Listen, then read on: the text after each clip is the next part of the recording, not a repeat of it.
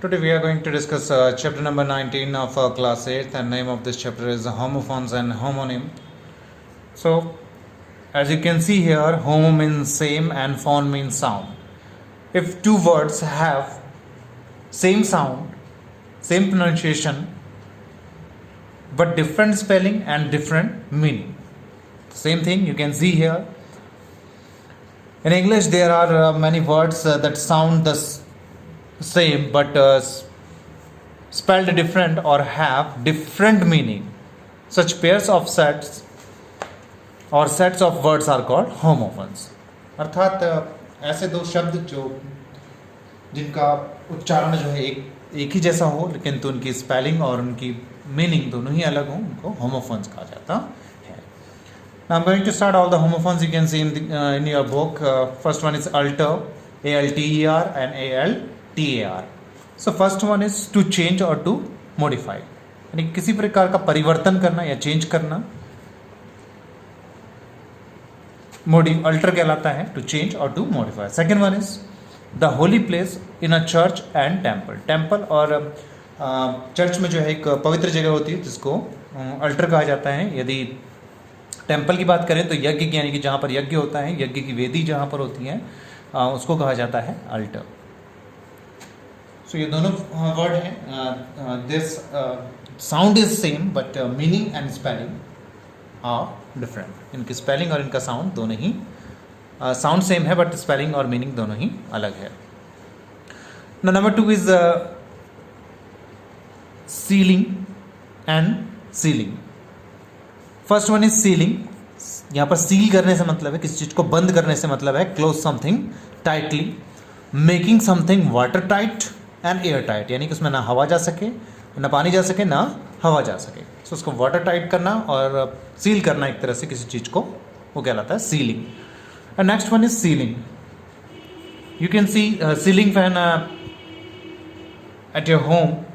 Ceiling जो होता है वो रूफ का, यानी कि छत का जो है अंदर का हिस्सा कहलाता है.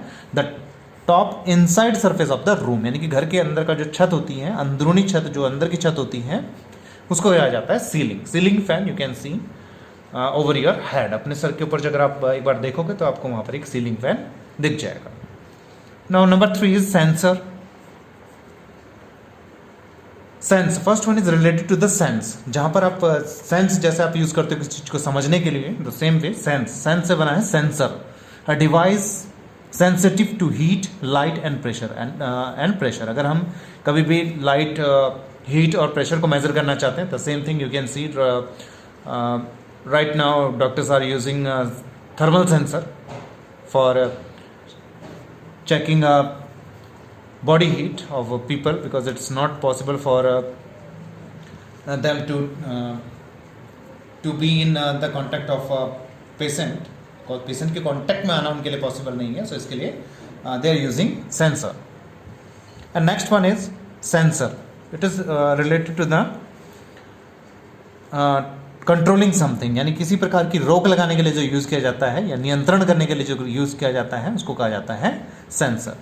To remove part of a book, film etcetera considered offensive morally and politically. अगर कोई चीज़ आपको लगता है कि मॉरली वो ख़राब है आपकी सोसाइटी के लिए, और पॉलिटिकली ख़राब है, या रिलीजियस वाइज आपको लगता है कि वो किसी बहुत बड़ी प्रॉब्लम का कारण बन सकता है, तो उसको सेंसर किया जाता है. One of the best example you can see whenever you watch any movie. At the time you can see if someone smoke, at the time it is written over there that smoking is injurious for the health. अब जब भी TV में देखते हो अगर कोई smoking का scene आता है तो सीन के साथ साथ में ये लिखा रहता है कि धूम्रपान करना स्वास्थ्य के लिए हानिकारक है. तो उसको एक सेंसर का ही वो एक एग्जाम्पल है. अगर आप कुछ भी गलत दिखाने की कोशिश करते हो अपनी मूवी के थ्रू या अपनी बुक के थ्रू, तो उन पर सेंसर लगाया जाता है, यानी कि सेंसर के थ्रू उनको एक फिल्टर प्रोसेस से निकाला जाता है, जिसमें उनमें जितने भी ऐसी चीज़ें होती हैं जो खतरनाक हो सकती हैं, एक तरह से वेस्टेज होता है, उसको निकाल दिया जाता है. Next one is aisle. Number 4, aisle. A passes between rows of seat in a church, theatre and plane. अगर आप जाते हो एक ऐसी जगह पर जहाँ बहुत सारी चेयर रखी हुई हैं, for example church, theatre, plane और स्टेडियम में जहाँ बहुत सारी चेयर होती हैं, जो उनके बीच का जो स्पेस बचता है उसको हम गलियारा कहते हैं, गलियारा कहा जाता है, उसी स्पेस को आयल कहा जाता है। Next one is oil an island, किसी भी द्वीप के लिए इसको यूज़ किया जाता है। आपको आइलैंड पता होगा, area covered, small area covered surrounded by water, यानी कि ऐसा छोटा एरिया जो चारों ओर से पानी से घिरा हो उसको कहा जाता है island. Now number 5, site and site. 3 sites are here. First one is related to whenever you quote something or you list out something. कहने का मतलब आप कोई भी चीज़ ऐसी, जैसे आप किसी को कुछ बताते हो या किसी प्रकार का कोई उपदेश देते हो या किसी प्रकार का कोई मैसेज या ज्ञान देते हो, उसको कोट कहा जाता है, कोटेशन कहा जाता है। तो उसकी स्पेलिंग CITE होती है और इसमें C को चेंज करके in the place of C you can use S for the location, यानी कि किसी प्रकार की जगह है, कोई साइट है, उसकी लोकेशन यानी कि किसी स्थान के लिए आप यूज़ करना चाहते हो। Investigation team reached to the site on time, और police visited to the site where accident took place, यानी कि जहाँ पर एक्सीडेंट हुआ था उस जगह पर पुलिस पहुंची, यानी कि लोकेशन पर पहुंची, साइट के बारे में बता रहे हैं। Third one is sight it is related to your vision और एबिलिटी टू सी समथिंग्स। और जैसे आप कहते हो कि मेरी आई साइट वीक हो गई या मेरी आई साइट तो बहुत अच्छी है, द एबिलिटी टू सी और एक्ट ऑफ सीइंग, यानी कि किसी चीज़ को देखना, और एबिलिटी टू सी यानी किसी चीज़ को देखने की योग्यता को साइट कहा जाता है। सो you can use this word for different purpose or different meaning. Now next one is number 6, complement and complement, E and I. You can see the difference of E and I. One is related to the increasing your ability, अगर आप किसी चीज़ में वृद्धि करना चाहते हो, किसी चीज़ को बढ़ाना चाहते हो। I visited to computer lab to complement my ability, or it's a compliment for me to join this class or computer class. ये मेरे लिए compliment है, यानी कि वृद्धि करने का, अपनी ability को, योग्यता को बढ़ाने का एक मौका है। And next one is compliment. Compliment it is related to praising someone, और जब हम किसी की तारीफ़ करते हैं तो तारीफ़ करने के सेंस में इसको यूज़ किया जाता है, और जिसको हम प्रशंसा भी कहते हैं। प्रशंसा जब हम किसी की करते हैं तो कॉम्प्लीमेंट यूज़ किया जाता है। It's a nice compliment for you, so take it positively, इसको जो है पॉजिटिवली लेना, एग्जाम्पल हो गया इसका।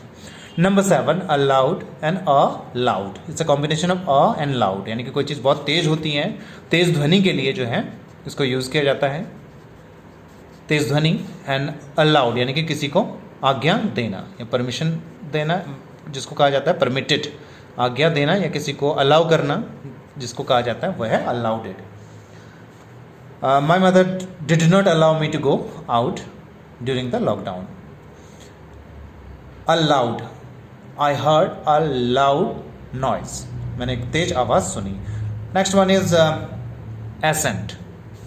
Accent a act of rising and climbing, कोई भी चीज़ ऊपर को बढ़ती है, यानी कि ऊपर की ओर जो बढ़ती है तो उसको, ऊपर को बढ़ना तो उसको कहते हैं ascent. And next assent is agree and consent, यानी कि किसी चीज़ से सहमत होना,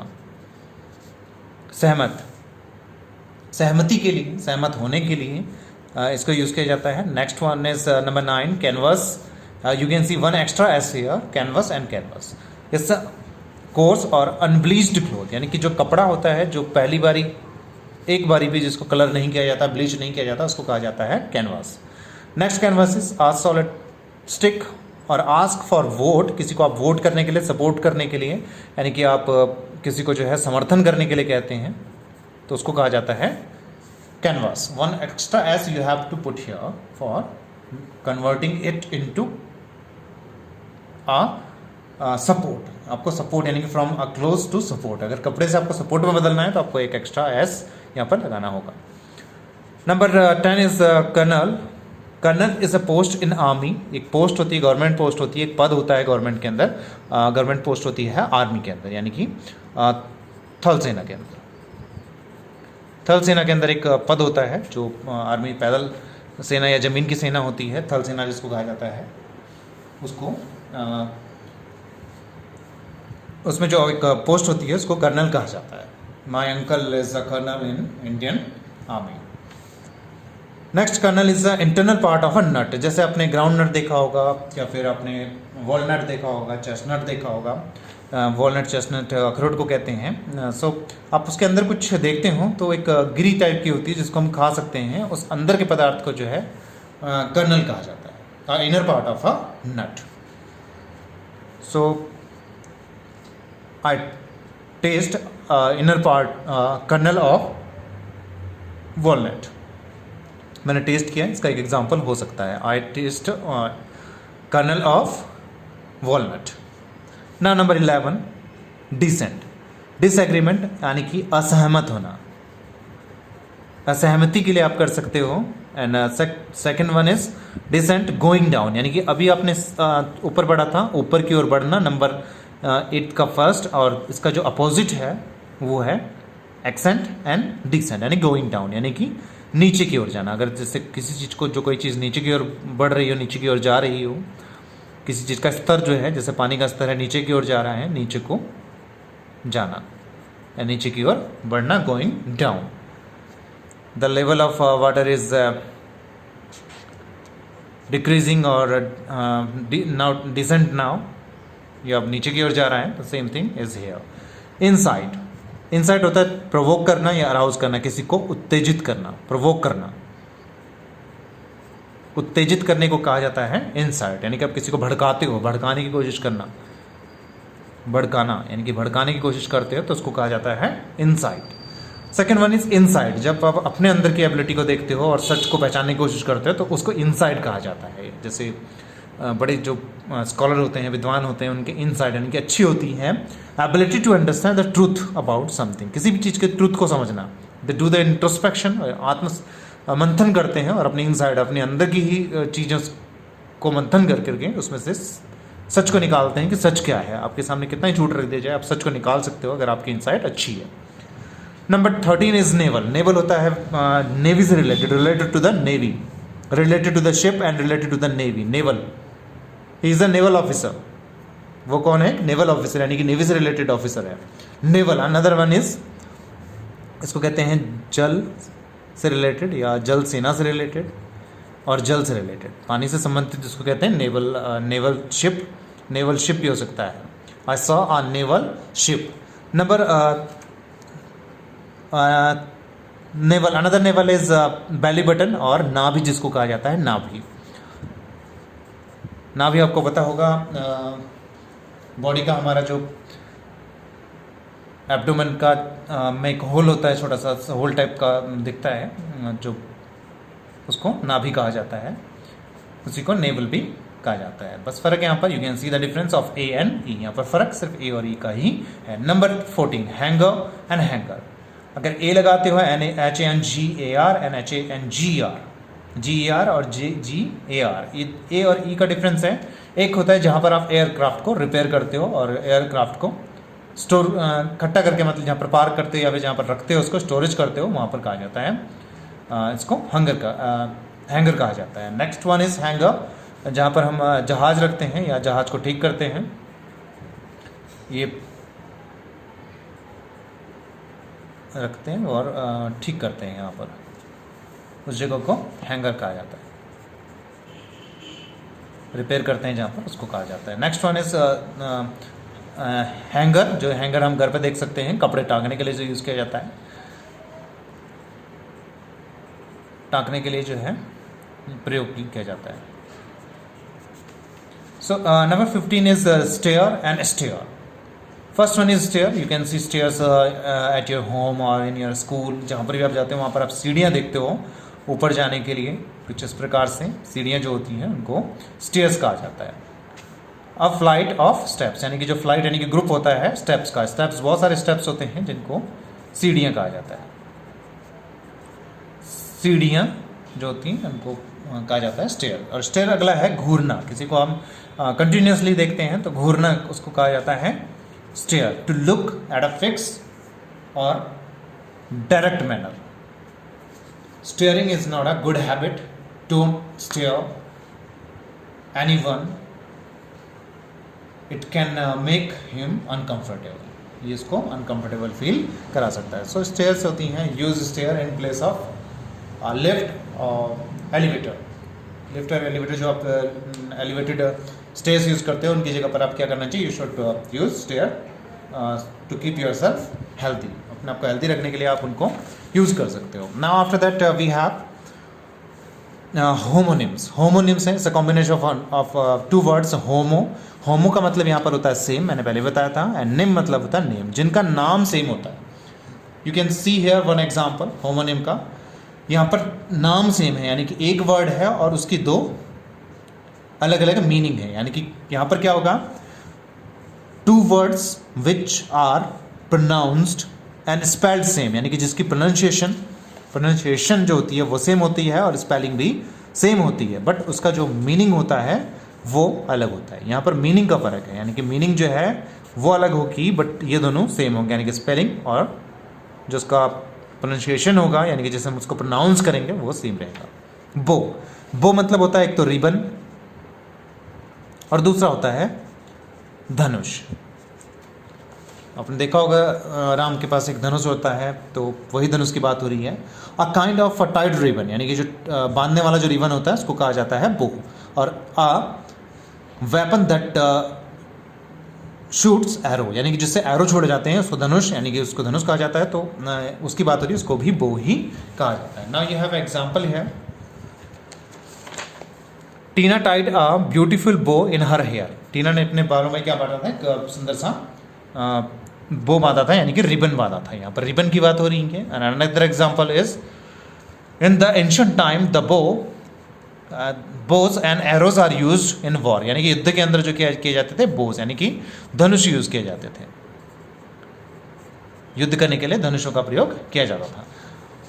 next one is bill. Bill दो प्रकार के होते हैं। एक बिल वो जो हॉर्न बिल आपने सुना होगा, अगर हॉर्न बिल जिसका जो चोंच जो होती है वो हॉर्न की तरह होती है, तो उसको बिल मतलब यहाँ पर होता है चोंच, यानी कि हॉर्न की तरह जिसकी चोंच होती है उसको हॉर्न बिल कहा जाता है, यानी कि यहाँ से मतलब है चोंच से।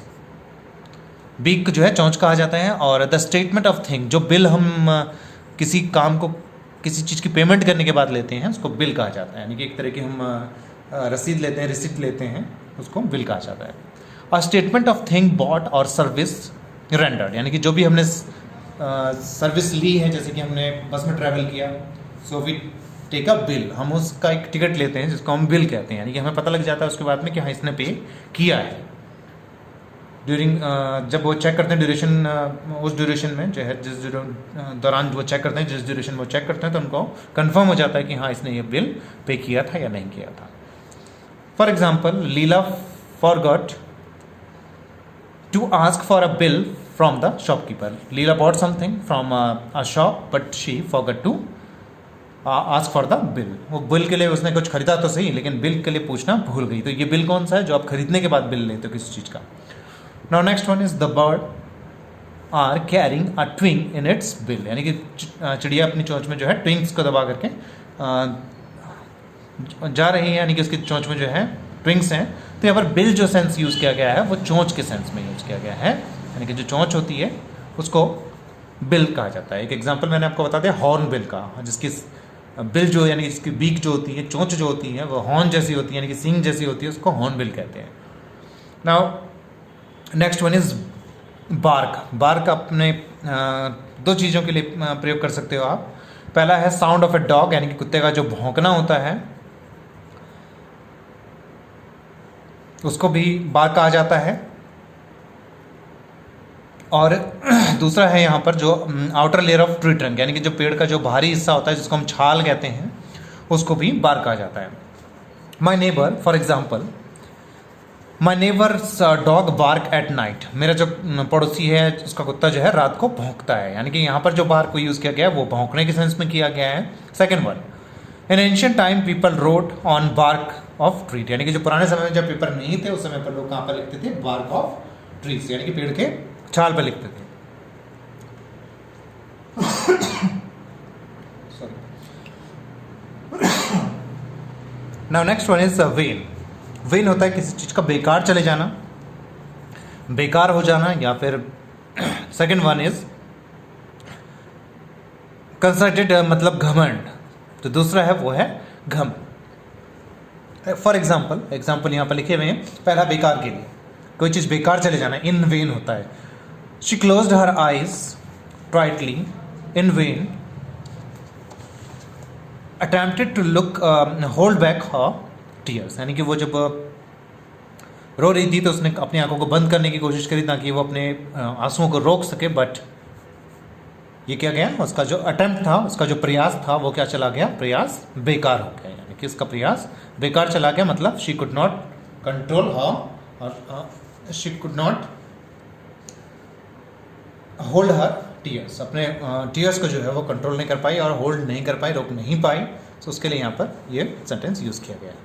आई tried to make my self understood but in vain, मैंने कोशिश की मेक माई सेल्फ अंडरस्टूड, कि मुझे समझा जाए, बट इन वेन, यानी कि पर किस परिस्थिति में मैंने ये कोशिश करी, जिस समय मैं मतलब सिर्फ अपने बारे में सोच रहा था, यानी कि मैं उस समय घमंड में था और मैं प्रयास कर रहा था कि हाँ मुझे समझा जाए, और समझने की कोशिश करी, बट सब बेकार गया। यानी कि जब आप ऐसी परिस्थिति में होते हो, जब आप गलत चीज़ को फॉलो कर रहे होते हो और आप चाह रहे होते हो कि आपको समझा जाए, आप खुद को समझने का प्रयास करते हो, तो आप नहीं समझ पाते हो, क्योंकि उस समय पर आप अपना ईगो अपना साथ कैरी करते हो, तो इसलिए आप नहीं समझ पाते। तो वेन्स यहाँ पर घमंड के सेंस में है, या आप अपनी ही बात को लेकर के बैठे रहते हो, तो उसके लिए यूज़ किया गया है। Next one is pant.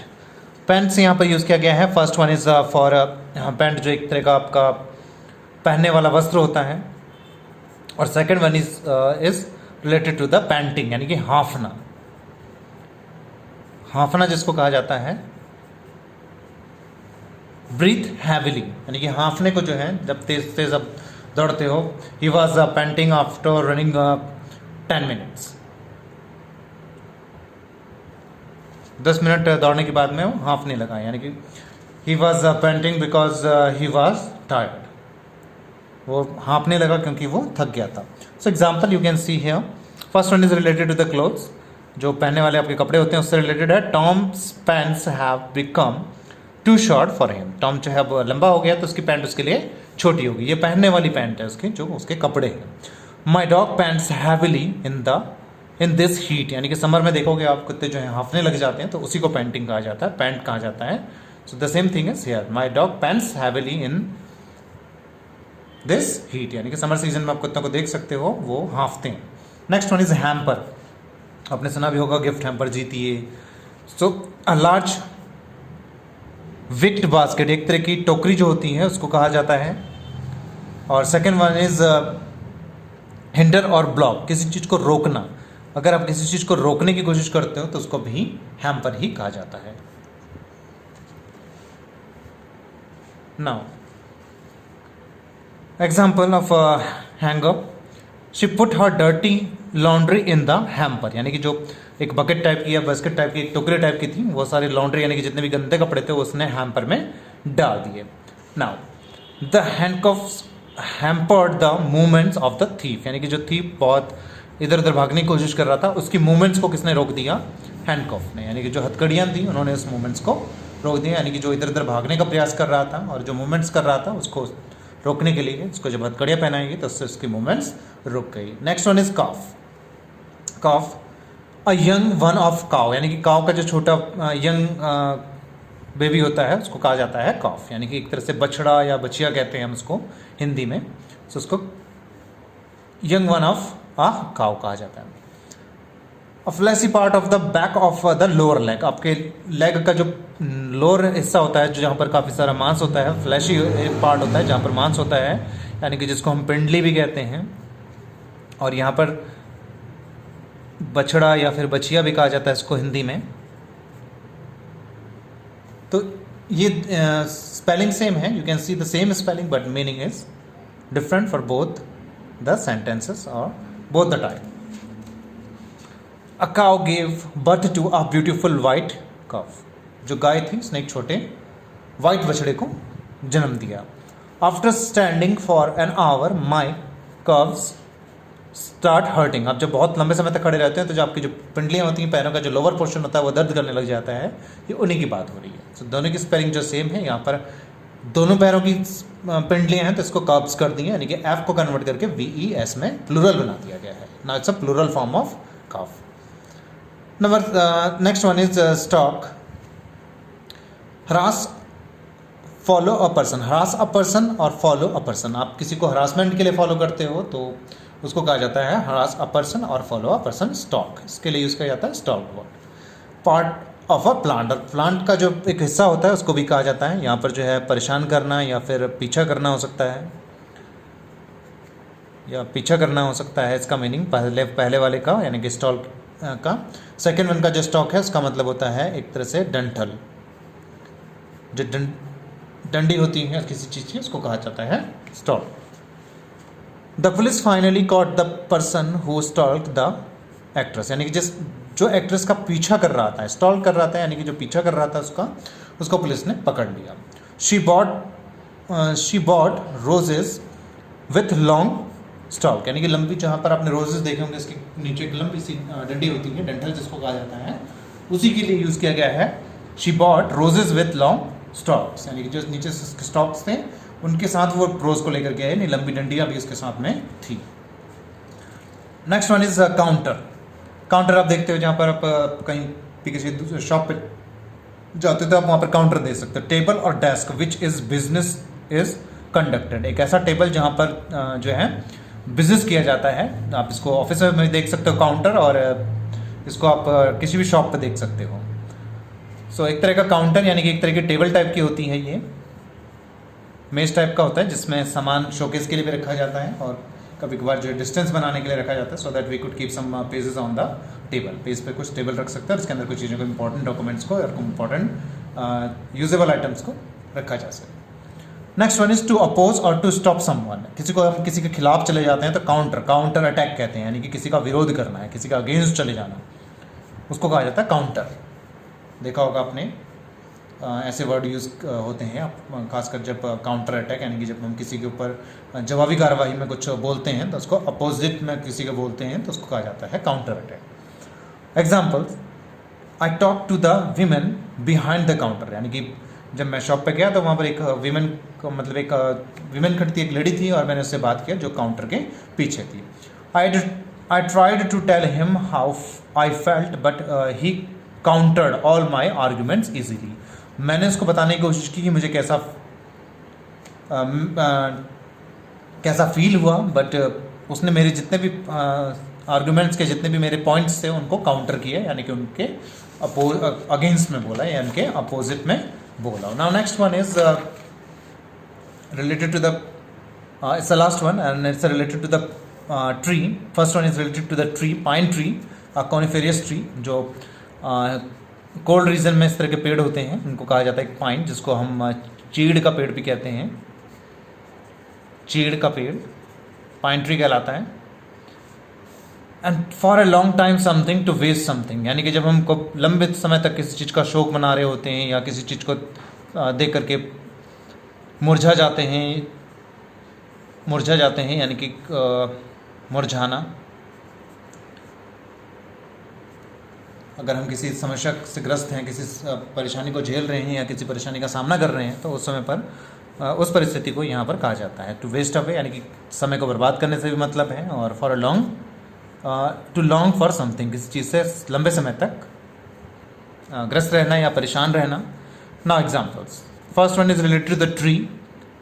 We collected a lots of pine cones on our way to Shimla. जब हम शिमला जा रहे थे तो हमने बहुत सारे पाइन कोन्स, यानी कि बहुत सारे पाइन के ट्री देखे थे, यानी कि जो शंकुआकार पेड़ होते हैं, यानी कि कॉनिकल शेप में जो पेड़ होते हैं, वो सारे पेड़ हमने रास्ते में देखे जब हम शिमला जा रहे थे। Next one is the pine for, she pine for months after he had gone. जब वह चला गया, यानी कि लड़का गया, तो ये लड़की यहाँ पर क्या कर रही है, काफ़ी समय तक परेशान थी और शोक में थी और मुरझा गई थी उसकी वजह से, क्योंकि कोई इसको छोड़ करके चला गया, या कोई चला गया, कुछ जो कोई इसका खास है, हो सकता है उसके फादर इसको छोड़ करके चले गए हों, या फिर शी में भी वाइफ और ही मे बी हस्बैंड, वह हस्बैंड एंड वाइफ हैं और वो छोड़ करके चले गए मतलब कहीं काम पे, तो काफ़ी समय से अकेले हैं, तो उसकी वजह से वो काफ़ी जो है दुखी हैं, यानी कि शोक में है, यानी कि मुरझा गई है, या फिर कह सकते हैं अकेली हैं, तो इसलिए थोड़ा सा परेशान है। तो ये सब चीज़ें इस एग्जाम्पल्स में हम शो कर सकते हैं। We can show such kinds of thing in this by using this word pine. Pine को यूज़ करते हैं, हम यूज़ कर सकते हैं। Now we have back exercise here. Nancy wanted to alter, यहाँ पर अल्टर आएगा जो चेंज करने वाला है, एंड यहाँ पर चेंज आएगा हर ड्रेस बिफोर द वेडिंग, शादी से पहले अपनी ड्रेस में चेंज करना चाहती है। Tina's fiance run away and left her at the altar, यानी कि वो कहाँ पर छोड़ गया, मंदिर के पास में जो होली प्लेस होता है वहाँ पर जो है छोड़ गया उसको, वो कहीं गया और उसको वहीं पर छोड़ गया। As thief stepped on the motion sensor, जैसी वो मोशन सेंसर के पास में गया, it triggered off an alarm, off the alarm. यहाँ पर जो alter you can see the two alter, ये आपका यहाँ पर यूज़ किया गया है, alter is here, second one is a, पहले में आपका ALTER अल्टर, यानी कि जो परिवर्तन वाला है, अपने ड्रेस में परिवर्तन कराना चाहती है। सेकेंड वन इज ALTAR, जिसमें का मतलब है यानी कि जो पवित्र स्थान है जहाँ पर वो उसको छोड़ गया था। ये सेंसर है जो सेंस से रिलेटेड होता है, यानी कि अलार्म बज गया जिसमें सेंस होते हैं किस चीज़ के लिए, किसी मूवमेंट्स को पकड़ने के लिए, हीट को पकड़ने के लिए, तो वो सेंसर यूज़ किया गया है चोर को पकड़ने के लिए। The film was censored,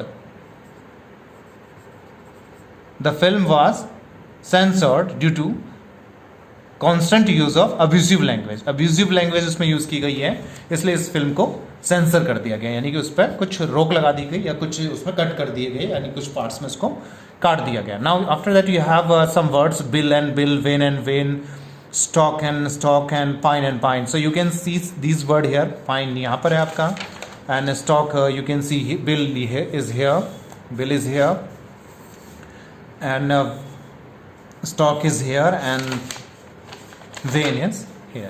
So you have meaning of all these